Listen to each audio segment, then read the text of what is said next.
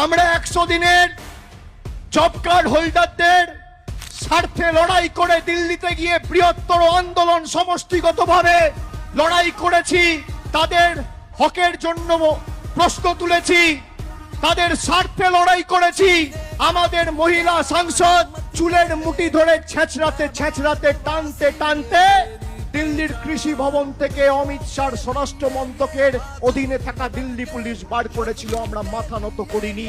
আমরা হয়তো দিল্লি থেকে টাকা আনতে পারিনি, কিন্তু আমাদের নেত্রী মমতা বন্দ্যোপাধ্যায় এবং মামাটি মানুষের সরকারের মুখ্যমন্ত্রী জব কার্ড হোল্ডারকে তার বকেয়া পাওনা মিটিয়ে ডাইরেক্ট ব্যাংক ট্রান্সফার করে তাদের অ্যাকাউন্টে টাকা পৌঁছে দিয়েছে। আপনারা বলুন, 100 দিনের টাকা কোর্টে বলে দেওয়ার পরেও সুপ্রিম কোর্টে চ্যালেঞ্জ করে বিজেপি গেছে যাতে বাংলার 69 লক্ষ জব কার্ড হোল্ডার তাদের টাকা না পায়। 3 বছর পর রাজ্যে ফের চালু হচ্ছে 100 দিনের কাজের প্রকল্প। হাইকোর্টের 18 জুনের রায়ের বিরুদ্ধে করা কেন্দ্রের আর্জি সর্বোচ্চ আদালতে খারিজ হয়ে গেল।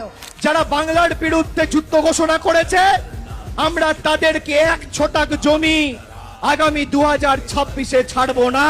তাদের যোগ্য জবাব দিতে এবং প্রতিশোধের রাজনীতি তুলতে গণতান্ত্রিক ভাবে সমষ্টিগতভাবে পথে লড়াইয়ের আন্দোলনের রাস্তাও বেছে নেব। বিজেপির বন্ধুদের আজকেই 28-এর মঞ্চ থেকে হুঁশিয়ারি করে দিয়ে যাচ্ছি।